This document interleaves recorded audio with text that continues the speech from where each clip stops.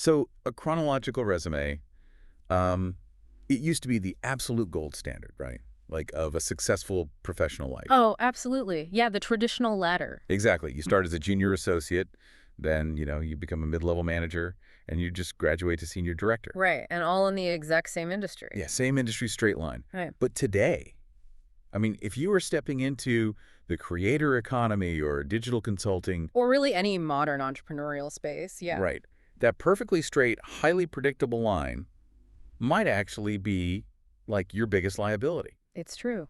Because we're looking at a professional landscape that just doesn't reward the straight line anymore. It rewards the collision of completely different worlds. Which is, I mean, let's be honest, that's a terrifying prospect if you're someone who has spent decades building a career Oh, yeah. or, multiple careers Oh, yeah. completely offline. The immediate fear is that if you present all your diverse experiences to the digital market, you won't look multidimensional. You just look scattered. Exactly. You'll look scattered. You'll look like someone who just couldn't commit to a single path. And that tension is exactly what we're going to dissect today. So if you are sitting there right now staring at a LinkedIn profile or, a personal website that feels more like a random collection of hobbies than an actual unified professional brand. You are definitely in the right place today. Yes, you are. Okay, let's unpack this. We are looking at the career positioning of Twanna Y'vette. And what makes this deep dive completely unique is, well, the material we're working from. Yeah, the sources are incredible for this one. They really are. We aren't just looking at her public-facing website or some, highly polished marketing copy. No, we have the raw, unedited blueprints. Right. She documented her entire brand-building process. Which is so rare to see. It is. She took her 30-year career history, so journals, past bios, job descriptions, and she fed it all into an AI strategy assistant. She basically used the AI as a sparring partner to figure out her brand identity. Exactly. Yeah. And we have those raw chat logs. We have the negotiation, the missteps, and the final focus statements. It is literally like finding the rough drafts of a novel. You get to see all the crossed out words. Yeah, yeah. So the mission today is to figure out how someone with a wildly diverse 30-year offline career avoids being labeled as just like a generic online influencer. Right, and instead builds this rock-solid position as a high-level digital consultant. And to really understand the magnitude of that challenge, we have to look at what she is actually bringing to the table. I mean, this isn't someone who spent, 3 years doing social media management for a local startup. Far from it. I mean, what's fascinating here is the deliberate shift in language we're going to see. Right. Because the goal isn't just to list achievements. It's to forge this cohesive North Star that bridges deep-rooted professional artistry with modern digital strategy. Okay, so to understand how she builds that modern digital strategy, we first have to look at the massive foundation of artistry she's building it upon. Yes. And we're looking at over 3 decades of professional artistry here. 30 years. 30 years. And the specific roles she held, they are crucial to this entire strategy. So according to the foundational documents she gave the AI, she is a licensed minister of music. Right. She is a former professional cosmetologist. Yep. And a certified makeup artist. Yep. On top of that, she has extensive, really high-level experience in stage performance, playwriting, and musical instrumentation. And I want to pause here because I can hear people wondering why these specific roles matter. I mean, I'm stuck on something right out of the gate, to be honest. What's that? Applying eyeliner, writing a script for a play, and directing a church choir. Right. To a traditional corporate recruiter, those are 3 entirely different universes. They seem like it, yeah. How on earth does someone bridge that into digital strategy? I mean, let's be real.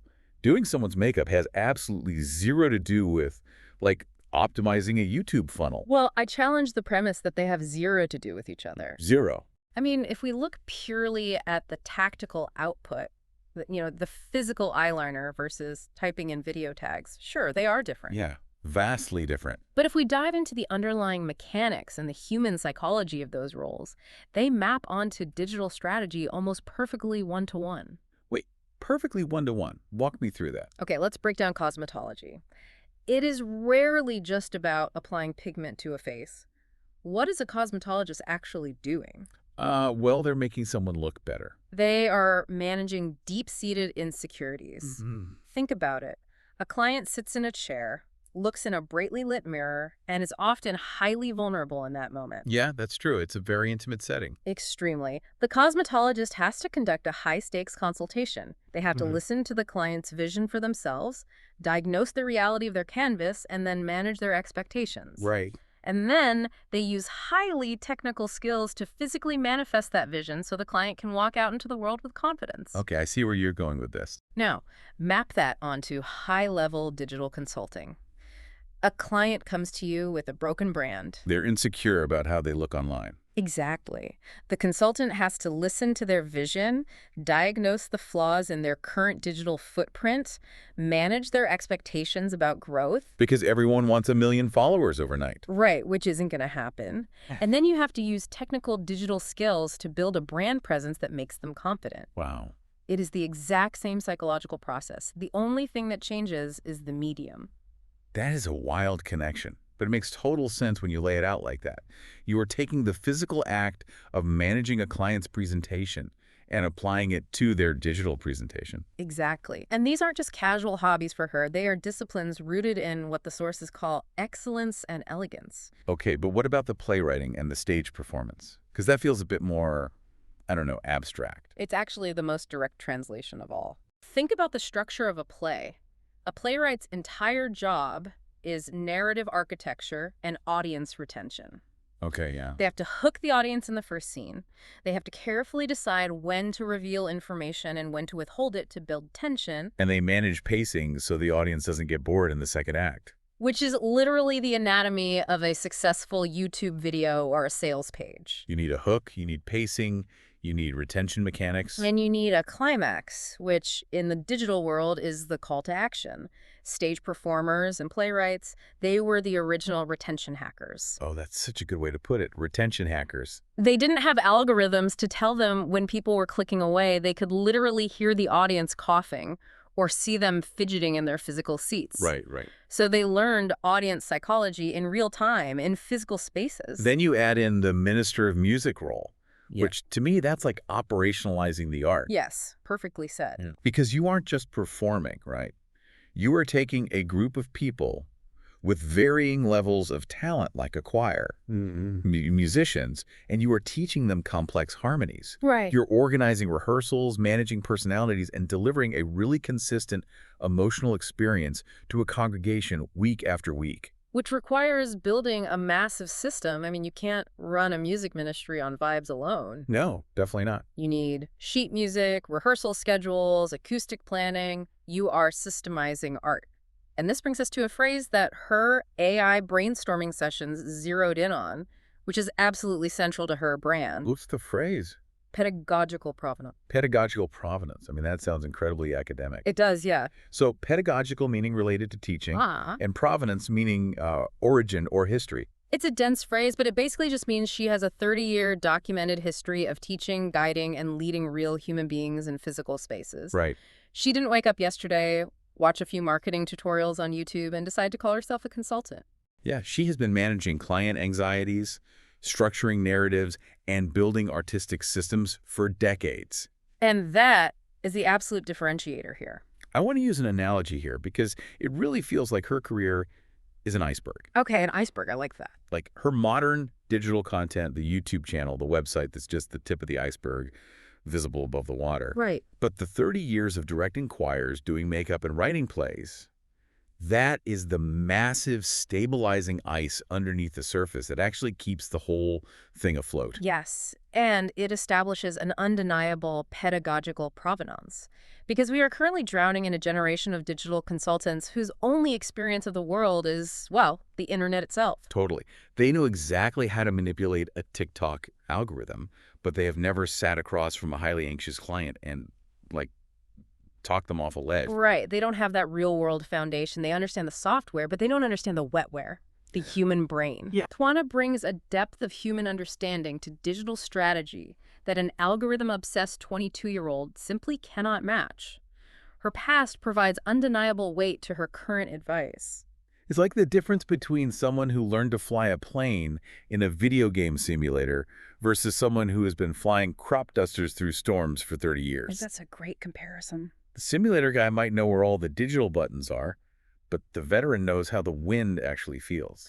Exactly. That physical, real-world foundation is everything. But the massive challenge, and this is where the AI chat logs become so fascinating, is how you actually explain that to a potential client without talking for an hour. Yeah, how do you compress 30 years of makeup, choirs, and plays into a single punchy professional title? Because if you just list them, you sound Right. confused. Hi, I do makeup, I direct choirs, and I can fix your website. The client is going to run for the hills. Precisely. You have to find the umbrella term. You have to find the strategic narrative. Because she rejected all that typical jargon, she forced herself to define what she actually does. And what she does isn't architecture, it's systems engineering. So she goes to this AI, feeds it all this background, and basically says, help me name this. And the AI, looking at this ability to systemize art, suggests a very specific, very corporate-sounding title.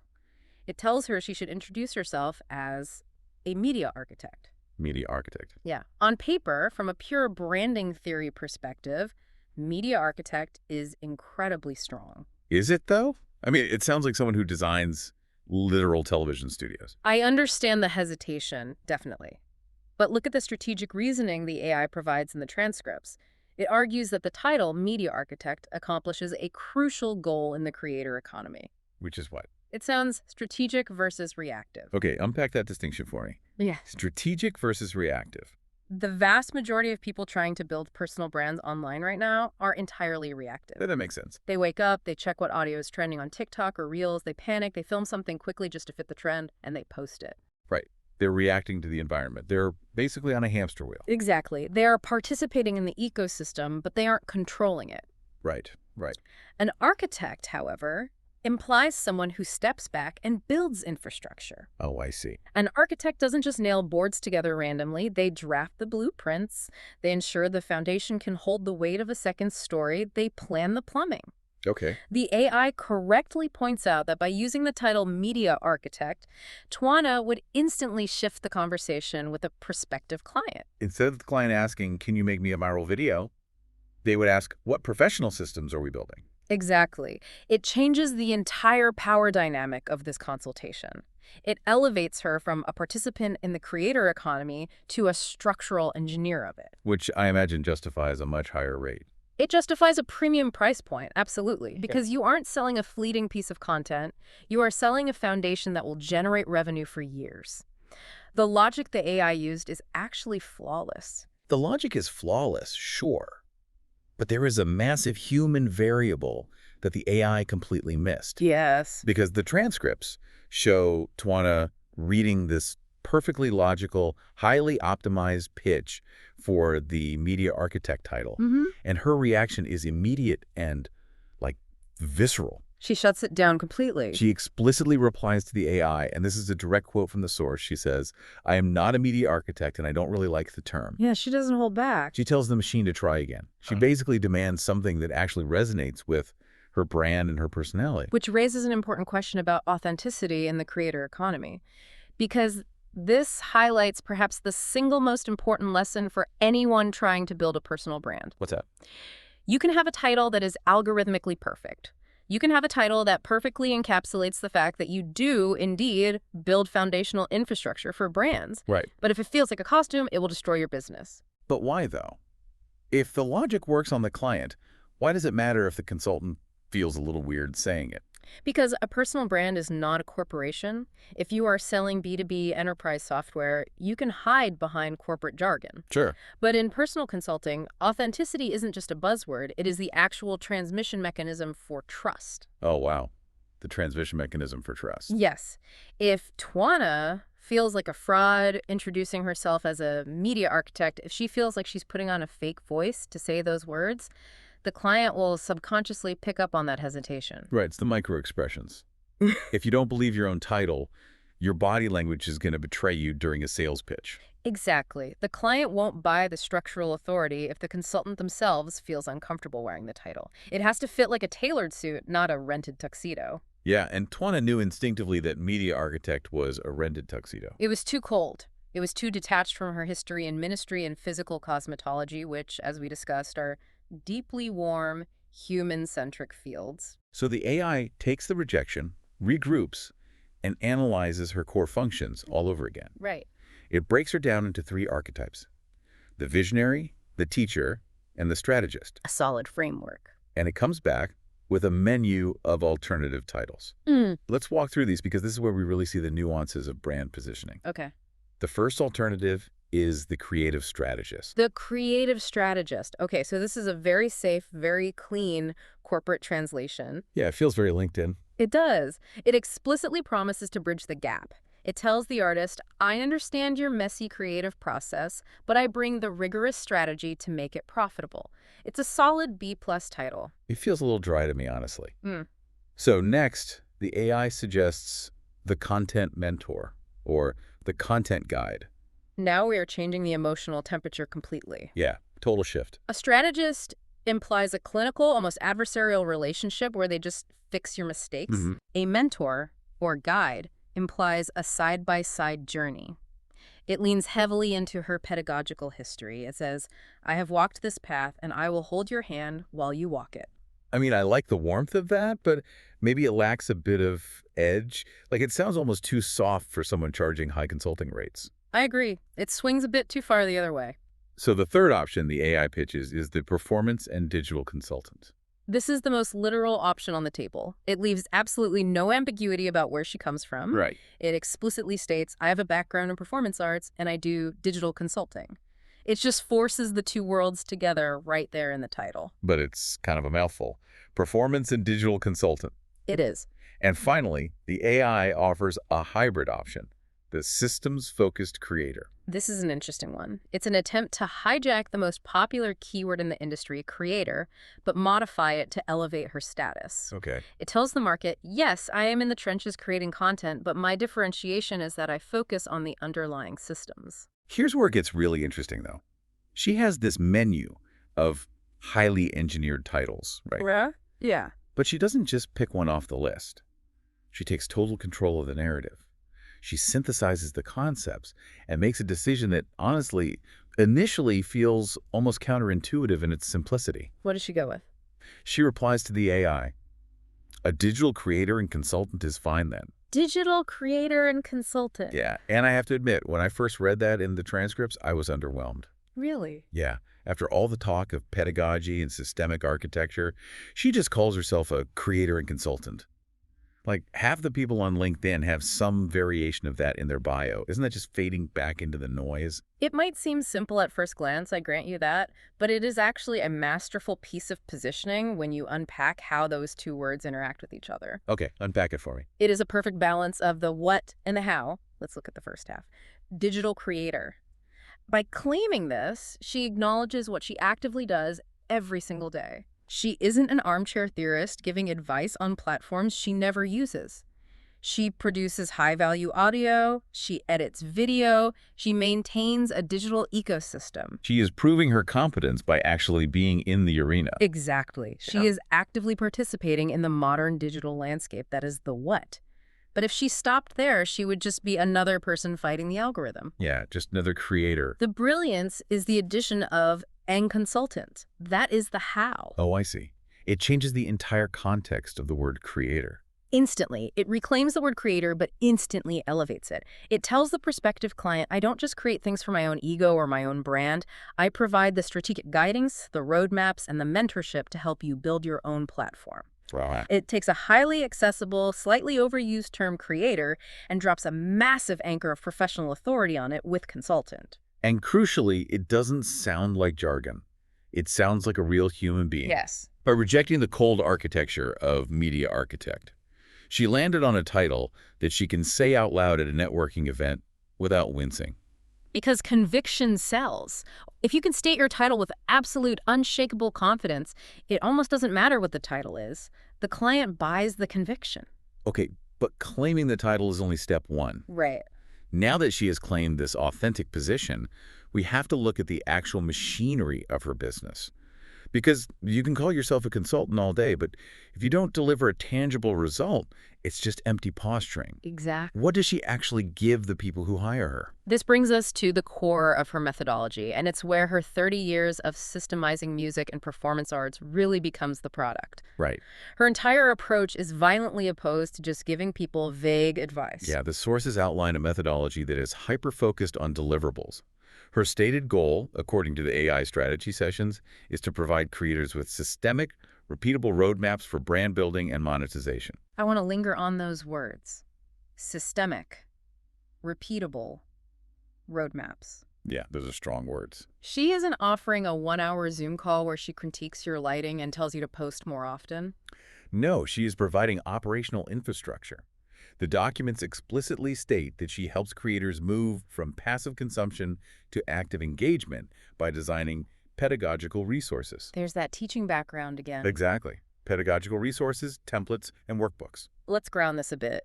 What does a systemic roadmap actually look like for a client, especially the specific type of client she targets? Because the transcripts show she explicitly seeks out creators who feel they have, quote, too many interests. Which is brilliant because she is targeting people who are suffering from the exact same branding crisis she just solved for herself. Right. She is targeting the multi-hyphenates, the people who are like a graphic designer, a fitness coach, and a dog trainer, and they have absolutely no idea how to put that on one website. Exactly. So how does a roadmap actually solve that? Okay, let's take a hypothetical client.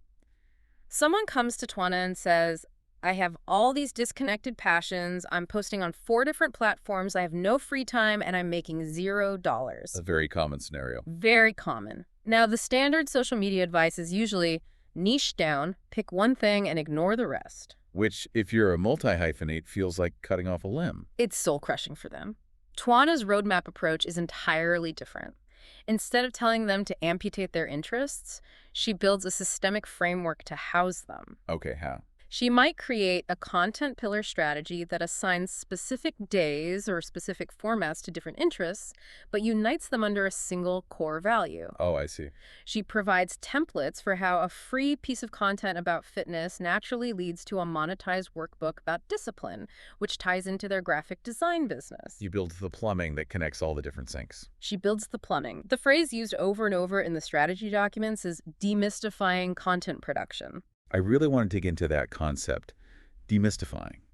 Because to a lot of people, the creator economy feels entirely like magic. It does. You post a video, and sometimes 1 million people see it, and sometimes 12 people see it. It feels completely random. And that feeling of randomness is what causes massive burnout. Because think about it, the barrier to entry to become a creator right now is 0. Yep, anyone with a phone. Anyone with a smartphone is technically a creator. And because of that, the digital landscape is flooded with people engaging in what I call hope marketing. Hope marketing. Yeah, they throw a piece of content into the void, cross their fingers, and just hope the algorithm blesses them. It's exhausting. Yeah. You are basically waking up every single day trying to invent the wheel from scratch. Exactly. And Twanna steps into that chaos and removes the mystery. Right. She moves clients away from random anxiety-driven posting and installs systems for consistent high-value broadcasting. She doesn't just do content. She designs the systems behind it. Right. She isn't teaching you how to be more creative. She is teaching you how to operationalize your creativity so it doesn't destroy you. Let me try to visualize this with an analogy. Yeah. Tell me if this tracks. Let's hear it. To me, the difference between a standard content creator and what Twanna provides as a consultant is like the difference between a really talented home cook and an executive chef who runs a restaurant empire. Okay, let's explore the mechanics of that. So a naturally talented home cook, the standard creator that can walk into their kitchen, look at whatever random ingredients are in the fridge, rely purely on their intuition and good taste, and whip up a phenomenal dinner. Right. They have raw talent. But it's an isolated event. If you ask them exactly how much salt they used, they have absolutely no idea. A pinch, they say. Exactly, a pinch. It's mysterious. And more importantly, if they are sick one day or they just don't have the creative energy, nobody eats. The entire system relies on their daily mood. It is entirely unscalable and highly fragile. Yes, highly fragile. Now look at the executive chef. The executive chef doesn't just cook, they engineer the entire kitchen. Oh, this is good. They write the recipe book with exact gram measurements. They design the physical workflow of the kitchen so the line cooks don't bump into each other. They build relationships with vendors for consistent ingredients. Right, take it for sure. Because they built that systemic roadmap, 100 other people can replicate that exact same phenomenal meal every single night, consistently, profitably, even if the executive chef is on vacation in another country. That is a remarkably accurate mapping of what she does. Really? Yeah, she is taking the raw, intuitive talent of a creator and writing the franchise manual for their personal brand. Okay, but I have a question here. So what does this all mean for you, the listener? Right, the application. If you're listening to this right now, and you aren't trying to be a full-time YouTuber, why does this matter to you?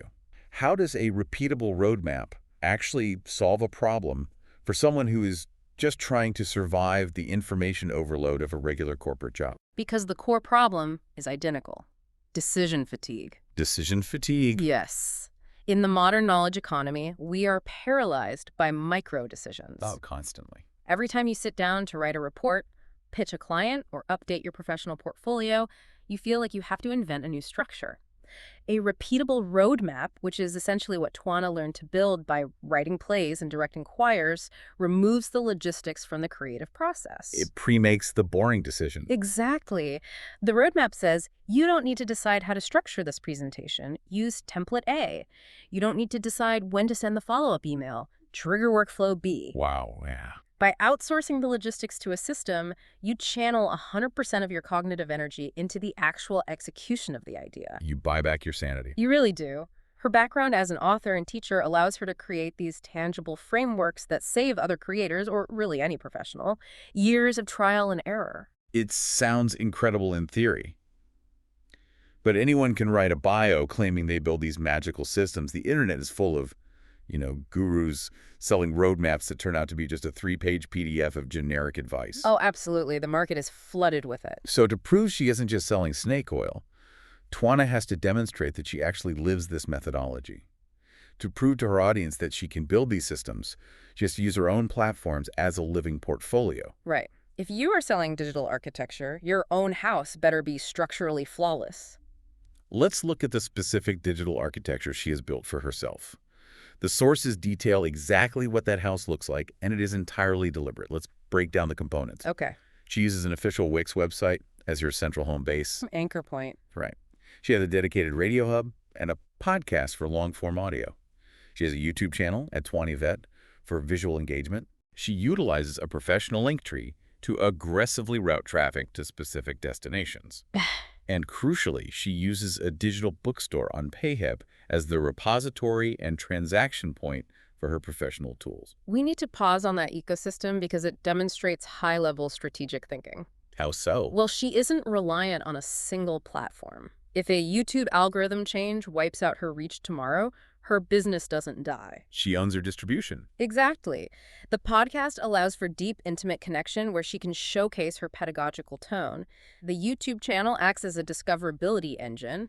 The link tree acts as the traffic cop, ensuring people don't get lost. And the PayHip bookstore. PayHip is brilliant. She isn't using a subscription model like Patreon where she has to constantly feed the beast with new content every month. Right, that can lead to burnout so fast. She uses PayHip to sell static, systemic roadmaps, templates, workbooks, guides. She builds the tool once, and it generates revenue indefinitely. It is the definition of a scalable system. It's a perfectly closed loop of value. But what I find even more impressive than the platforms themselves are the specific video concepts she developed to the AI to populate this ecosystem. Yes, the video concepts are fascinating. The strategy documents outline 3 custom video review concepts designed to demonstrate her authority. And these are a masterclass in how to construct content that actually converts viewers into consulting clients, rather than just chasing empty views. If we connect this to the bigger picture, you'll see none of these video concepts are about going viral. Right. They are highly targeted pieces of content designed to establish her as an expert guide and mentor. They center entirely on results and monetization. Let's dissect them. What is the first concept? The first video concept is titled The Architect's Toolkit, From Artistic Vision to Digital Execution. Look at the framing there. It explicitly identifies the gap that her multi-hyphenate clients struggle with. Which is? The massive chasm between having a great artistic idea and actually executing it online. Oh, In this video format, she reviews specific digital tools or her own proprietary workbooks, showing exactly how they bridge that gap. It isn't a review of a camera, it's a review of a workflow. It's highly utilitarian. Ah, So the second concept is called intentional creation, simplifying the creator economy. this is pure demystification in action. Right. This is the look over my shoulder while I work video. She breaks down the exact system she uses to maintain her own consistent broadcasting. She shows the calendar, she shows the templates. It proves her competence by opening the hood of her own car and showing you how clean the engine is. It proves she eats her own cooking, yeah. But the third concept is where the genius really lies. Mhm. This is my absolute favorite piece of strategy in the entire Oh, document. I agree. It is called the multi-hyphenate advantage, leveraging diverse skills for brand authority. This is a meta strategy. It is brilliant. The AI suggests she used this specific video format to perform a meta review of her own life. Right. She is instructed to openly and explicitly talk about how her past experiences, the years as a licensed minister of music, the time as a cosmetologist, the playwriting, have directly informed her current success as a digital strategist. Notice what is completely absent from all three of these video concepts. What? There is no trend chasing, there are no reaction videos to pop culture, there are no attempts to go viral through controversy. Yeah. They are highly targeted, surgical pieces of media. Every single second of these videos is designed to establish her as the expert guide. But that third concept, the meta review, is the kill shot. Why is it so powerful? I mean, why does that specific concept work so well? Because it turns her biggest perceived liability, a scattered, non-traditional resume, into an impenetrable moat. A moat. I love that. Think about it. If you are a prospective client looking for a digital consultant and you have a consultation with a typical 25-year-old digital marketer, they are going to pitch you on SEO and click-through rates. Standard metrics. Very dry. Very dry. But then you watch Twanna's meta review video. And she explains that her approach to your digital funnel is based on the audience retention mechanics she learned writing stage plays, combined with the one-on-one client vulnerability management she perfected as a cosmetologist. It's a completely different conversation. It completely reframes the market. By openly talking about how cosmetology and playwriting made her a better digital strategist, she completely differentiates herself from 22-year-old digital native consultants. She isn't competing with them anymore because no one else possesses her exact combination of historical skills. Exactly. She has weaponized her past. By connecting the dots between doing a client's makeup and designing a digital marketing roadmap, she proves she has a depth of insight that cannot be Googled or learned in a weekend course. I want to make this actionable for the listener right now. Let's do it. If you are listening to this on your commute or, while you're walking the dog, consider how you could apply this meta review strategy to your own career. It's a powerful exercise. Let's say you were trying to pivot into tech project management, but for the last 10 years, you were a bartender. Okay. To a recruiter, that looks like a massive disconnect. Yeah. How do you weaponize being a bartender? How can they use their past, seemingly unrelated jobs as a unique selling proposition? You have to extract the underlying mechanics of the job, just like Twanna did with cosmetology. Right. If you were a bartender, what were you actually doing? You weren't just pouring liquids into glasses. You were managing complex, high-stress client relations. Oh, absolutely. You were constantly de-escalating conflicts. You were managing finite inventory under extreme time pressure. You were optimizing physical workflow in a confined space. You were basically running a micro-logistics operation while doing customer therapy. Exactly. So when you sit down for that tech project management interview, you don't hide the bartending. You bring it to the absolute forefront. You highlight it. Yes. You say, my ability to manage a team of software developers hitting a tight deadline is directly informed by my years managing the chaos of a high-volume bar. I know how to optimize workflow under pressure, and I know how to keep stressed people calm. You just built a bridge between two seemingly unrelated worlds. You force them to see the hidden architecture of your experience. You show them your pedagogical provenance, even if it was taught in a pub instead of a classroom. All of these granular elements, we have been dissecting the 30-year physical history, the authentic title, the creation of highly systemic roadmaps, and this strategic content ecosystem. They all culminate in her ultimate unified brand pitch. Yes.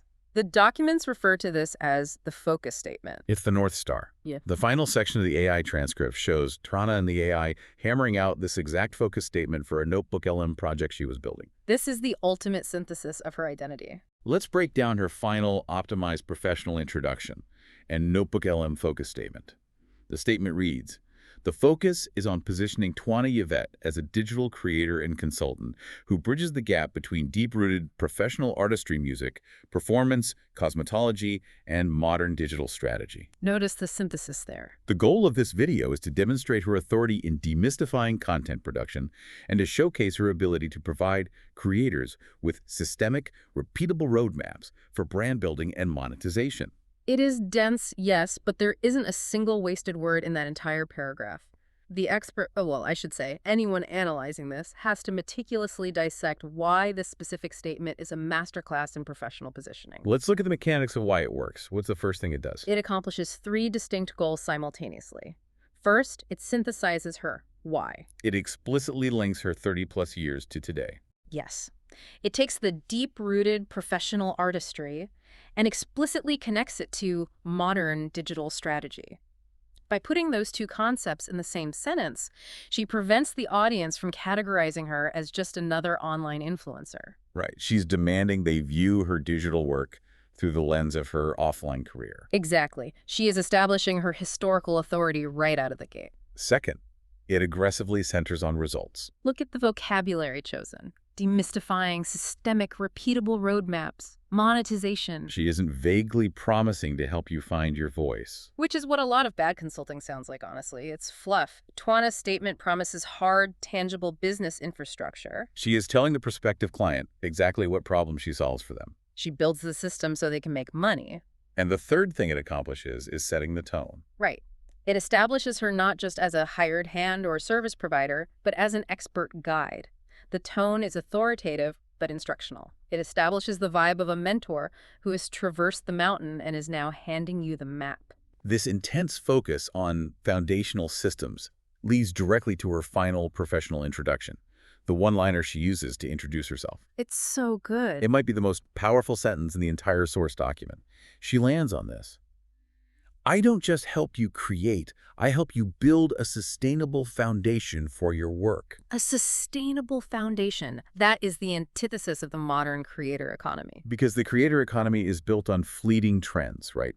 Algorithms and burnout. Yes. A sustainable foundation is built on rock.